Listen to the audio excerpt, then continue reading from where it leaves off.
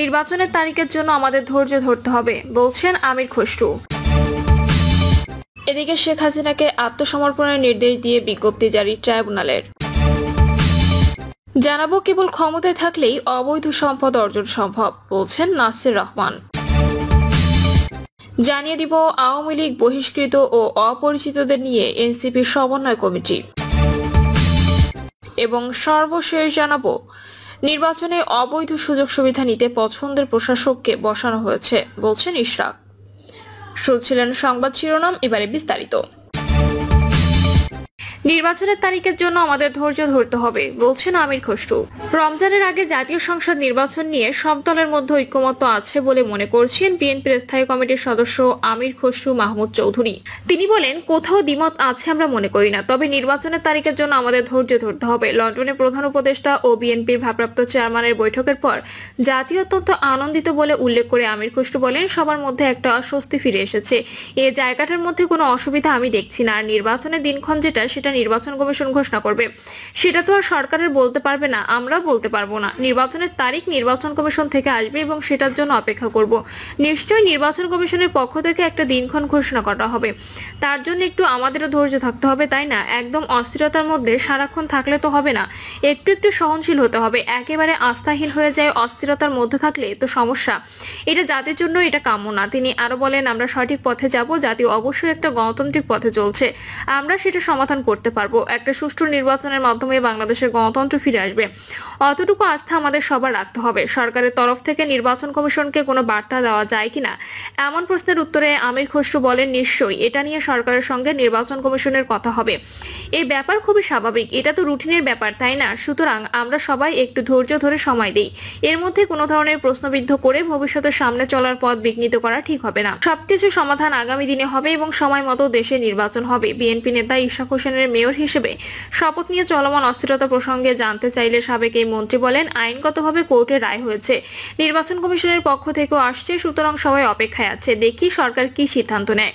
নিশ্চিতভাবে সরকার আইনের শাসনে বিশ্বাস করে, আমরা সবাই বিশ্বাস করি, সুতরাং আমরা একটু ধৈর্য ধরি। আগামী দিনে বিএনপি বাংলাদেশের রাজনৈতিক সংস্কৃতি একটা বড় পরিবর্তন আনতে চায় বলে উল্লেখ করে আমির খসরু বলেন, জাতীয় স্বার্থে সবাইকে নিয়ে ঐক্যবদ্ধ থাকতে হবে। শেখ হাসিনাকে আত্মসমর্পণের নির্দেশ দিয়ে বিজ্ঞপ্তি জারি ট্রাইব্যুনালের। জুলাই আগস্টে গণহত্যার ঘটনায় মানবতা বিরোধী অপরাধের মামলায় পলাতক সাবেক প্রধানমন্ত্রী শেখ হাসিনা ও সাবেক স্বরাষ্ট্রমন্ত্রী আসাদুজ্জামান খান কামালকে আত্মসমর্পণের নির্দেশ দিয়ে বিজ্ঞপ্তি জারি করেছে আন্তর্জাতিক অপরাধ ট্রাইব্যুনাল। এর আগে জুলাই আগস্টে গণহত্যার ঘটনায় মানবতা বিরোধী অপরাধের মামলায় পলাতক সাবেক প্রধানমন্ত্রী শেখ হাসিনা ও সাবেক স্বরাষ্ট্রমন্ত্রী আসাদুজ্জামান খান কামালকে এক সপ্তাহের মধ্যে হাজির হতে দুটি পত্রিকায় বিজ্ঞপ্তি প্রকাশের নির্দেশ দেন ট্রাইব্যুনাল। আগামী 24 জুন এই মামলার পরবর্তী শুনানির দিন ধার্য করা হয়েছে। আন্তর্জাতিক অপরাধ ট্রাইব্যুনালের চেয়ারম্যান বিচারপতি মোহাম্মদ গোলাম মর্তুজা মজুমদারের নেতৃত্বে 3 সদস্যের ট্রাইব্যুনাল এ আদেশ দেন। মামলার আরেক আসামি সাবেক পুলিশ প্রধান চৌধুরী আব্দুল্লাহ আল মামুন ওই দিন ট্রাইব্যুনালে হাজির ছিলেন। আদালতে প্রসিকিউশনের পক্ষে শুনানি করেন চিফ প্রসিকিউটর মোহাম্মদ তাজুল ইসলাম। গত বছরের জুলাই আগস্টে গণহত্যার ঘটনায় মানবতা বিরোধী অপরাধের মামলায় গত 1 জুন সাবেক প্রধানমন্ত্রী শেখ হাসিনা সহ 3 জনের বিরুদ্ধে 5টি অভিযোগ আমলে নেয় ট্রাইব্যুনাল। মামলার অপর 2 আসামি হলেন সাবেক স্বরাষ্ট্রমন্ত্রী আসাদুজ্জামান খান কামাল এবং সাবেক পুলিশের মহাপরিদর্শক চৌধুরী মামুন। একই সঙ্গে এই মামলায় শেখ হাসিনা ও আসাদুজ্জামান কামালের বিরুদ্ধে নতুন করে গ্রেপ্তারি পরোয়ানা জারি করা হয়। সেদিন আদালতে শেখ হাসিনা সহ 3 আসামির বিরুদ্ধে অভিযোগ পড়ে শোনান chief prosecutor Mohammad Tajul Islam, prosecutor Abdus Sofan Tarafdar, Mizanul Islam, যা সব গণমাধ্যমে সম্প্রচার করা হয়। এর আগে মানবতা বিরোধী অপরাধের মামলায় সাবেক প্রধানমন্ত্রী শেখ হাসিনাকে প্রধান অভিযুক্ত করে আন্তর্জাতিক অপরাধ ট্রাইব্যুনালে আনুষ্ঠানিক অভিযোগ দাখিল করা হয়। গত 12 মে জুলাই আগস্টের গণহত্যার ঘটনায় শেখ হাসিনার বিরুদ্ধে তদন্ত প্রতিবেদন দাখিল করেন তদন্ত সংস্থার কর্মকর্তারা। তদন্ত প্রতিবেদনে জুলাই গণহত্যার নির্দেশদাতা হিসেবে শেখ হাসিনার নাম উঠে এসেছে। গত 18 ফেব্রুয়ারি জুলাই আগস্টের গণহত্যার ঘটনায় শেখ হাসিনার বিরুদ্ধে তদন্ত 20 এপ্রিলের মধ্যে শেষ করতে নির্দেশ দেন ট্রাইব্যুনাল। আন্তর্জাতিক অপরাধ ট্রাইব্যুনালের চেয়ারম্যান বিচারপতি মোহাম্মদ গোলাম মর্তুজা মজুমদারের নেতৃত্বে 3 সদস্যের ট্রাইব্যুনাল এই আদেশ দেন। প্রসিকিউশনের সময় আবেদনের পরিপ্রেক্ষিতে আদালত এই আদেশ দেন। ট্রাইব্যুনালে প্রসিকিউশনের পক্ষে শুনানি করেন অতিরিক্ত চিফ প্রসিকিউটর মিজানুল ইসলাম। গত বছরের 17 ডিসেম্বর 2 মামলায় শেখ হাসিনা ও ওবায়দুল কাদের সহ 46 জনের বিরুদ্ধে তদন্ত 2 মাসের মধ্যে শেষ করার নির্দেশ দেন ট্রাইব্যুনাল।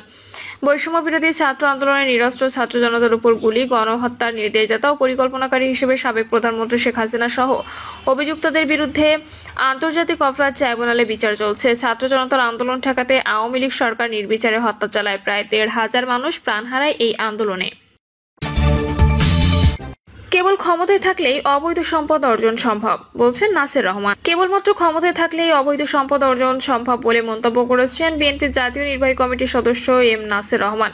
তিনি বলেছেন, বিএনপি গত প্রায় ১৯ বছর ক্ষমতার বাইরে। কেবলমাত্র ক্ষমতায় থাকলে অবৈধ সম্পদ অর্জন সম্ভব। তাহলে কিভাবে আমি তথাকথিত অবৈধ সম্পদ অর্জন করলাম তা আমার বোধগম্য হচ্ছে না। প্রেস বিজ্ঞপ্তিতে তিনি বলেন, আকস্মিকভাবে দুর্নীতি দমন কমিশন আমার বিরুদ্ধে অবৈধ সম্পদ অর্জনের অভিযোগের ভিত্তিতে অনুসন্ধান প্রক্রিয়া শুরু করেছে বলে এক প্রেস ব্রিফিং এ প্রদান করে, যা প্রায় সব টিভি চ্যানেলগুলিতে প্রচার করা হয়। এই প্রেস ব্রিফিং আমাকে কিংকর্তব্য বিমূঢ় করে এবং এই তথাকথিত অভিযোগের যে কোনো বিষয়বস্তু নেই তা আমি দ্ব্যর্থহীনভাবে বলতে চাই। তিনি বলেন, ১৯ বছর ক্ষমতার বাইরে বিরোধী দলে থেকে কোনো বিজ্ঞপ্তি বিএনপি নেতার বিরুদ্ধে এই ধরনের আজগুবি ও বাস্তবতা বিবর্জিত অভিযোগ কিভাবে হতে পারে তা বোধগম্য নয়। দ্বিতীয়ত, এই প্রেস ব্রিফিং যে উদ্দেশ্য প্রণোদিত তা স্পষ্টত প্রতীয়মান, কারণ কারো বিরুদ্ধে অনুসন্ধান করে অভিযোগ প্রমাণিত হওয়ার আগে মিডিয়ার পাবলিক ট্রায়াল করা দুদকের কাজ হতে পারে না। আমি একজন সাবেক সংসদ সদস্য এবং বাংলাদেশ জাতীয়তাবাদী দলের নির্বাহী কমিটির সদস্য। আমাকে কোনো নোটিশ না পাঠিয়ে ও না জানিয়ে মিডিয়ায় আমার বিরুদ্ধে কথিত অনুসন্ধানের প্রচার করা সম্পূর্ণ অবৈধ, স্পষ্টত মানহানিকর। আমি অবিলম্বে তাদের এই বাস্তবতা বিবর্জিত সিদ্ধান্ত প্রত্যাহারের জোর দাবি জানাচ্ছি। এম নাসির রহমান আরো বলেন, দুদক যে জিনিস নিয়ে নাড়াচাড়া করছে, আওয়ামী লীগ সরকার ৯ বছর আগে এসব তদন্ত করে কিছু পায়নি। যদি কিছু থাকতো আওয়ামী লীগ সরকারই তো আমাকে ধরতো। আওয়ামী লীগ বহিষ্কৃত ও অপরিচিতদের নিয়ে এনসিপি সমন্বয় কমিটি। মাদারীপুরে জাতীয় নাগরিক পার্টির সমন্বয় কমিটিতে ছাত্রলীগ একাধিক সংগঠন থেকে বহিষ্কৃত অপরিচিতদের নিয়ে কমিটি গঠন করা হয়েছে। এতে মাদারীপুর বৈষম্য বিরোধী ছাত্র নেতাদের মাঝে বিরূপ প্রতিক্রিয়া দেখা দিয়েছে। তিনি বলেন, আমাদের সঙ্গে কোনো আলোচনা না করেই এই কমিটি গঠন করা হয়েছে। আমরা কেউই জানতাম না। গতরাতে ফেসবুক হঠাৎ দেখি মাদারীপুর সমন্বয় কমিটি। আমরা অবাক হই। কমিটিতে বেশিরভাগই অপরিচিত। কমিটিতে আওয়ামী লীগের নেতা রয়েছে, বৈষম্য বিরোধী ছাত্র সংগঠন সহ একাধিক সংগঠন থেকে বহিষ্কৃতরাও রয়েছে। অন্যদিকে বেশিরভাগই অপরিচিত, যাদের আন্দোলনে দেখা যায়নি। এভাবে কমিটি গঠন গ্রহণযোগ্য নয় বলে তিনি জানান। এদিকে এ বিষয়ে কেন্দ্রীয় কমিটিতে অবগত করা হয়েছে উল্লেখ করে মাসুম বিল্লাহ বলেন, আমরা কেন্দ্রকে এই বিষয়ে জানিয়েছি, তারা মিটিং করবেন। আমরাও রাতে সবাইকে নিয়ে বসব। আপাতত আমরা এই কমিটিকে প্রত্যাখ্যান করে কেন্দ্রকে অবগত করেছি। তবে প্রধান সমন্বয়কারীকে আগে না চিনলেও কমিটির কাগজ দেখে খোঁজ খবর নিয়েছি, তার বিষয়ে আমরা পজিটিভ। তবে অন্যদের বিষয়ে বিতর্ক রয়েছে।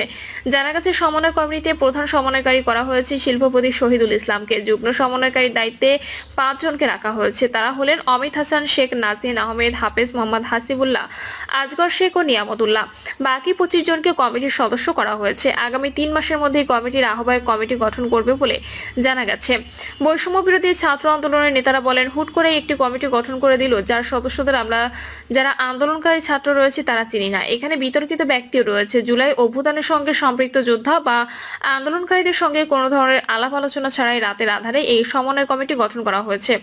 এই কমিটিকে গ্রহণ করার সুযোগ নেই। যারা আন্দোলনে ছিলেন না তারাই এখানে প্রাধান্য পেয়েছে। তিনি আরো বলেন, ১ নম্বর যুগ্ম সমন্বয়কারী অমিত হাসান আওয়ামী লীগের অঙ্গ সংগঠন তথ্য প্রযুক্তি লীগের মাদারীপুর পৌরসভা শাখার সভাপতি ও বঙ্গবন্ধু শিক্ষা ও গবেষণা পরিষদের আহ্বায়ক ছিলেন। ৩ নম্বর যুগ্ম সমন্বয়কারী হাসিবুল্লাহকে আমাদের একাধিক সংগঠন থেকে বহিষ্কার করা হয়েছে। এরপর আরো ব্যক্তি রয়েছে কমিটিতে, অথচ আন্দোলনকারীরা নেই। নির্বাচনী অবৈধ সুযোগ সুবিধা নিতে পছন্দের প্রশাসককে বসানো হয়েছে, বলছেন ইশরাক। বিএনপির তাই ইঞ্জিনিয়ার ইশরাক হোসেন বলেছেন, আমি শুরু থেকে বলে আসছি, আমার এই বিষয়টা সম্পূর্ণ রাজনৈতিক একটা সিদ্ধান্ত ছিল। রাজনৈতিকভাবে তারা সিদ্ধান্ত নিয়েছে যে আমাকে বা বিএনপির প্রার্থীকে এখানে বসতে দেওয়া হবে না। এখানে তাদের পছন্দসই প্রশাসককে বসাবে এবং সেই প্রশাসককে বসানোর মাধ্যমে আগামী জাতীয় নির্বাচনে তারা অবৈধ সুযোগ সুবিধা গ্রহণ করবে, এটি তাদের উদ্দেশ্য ছিল।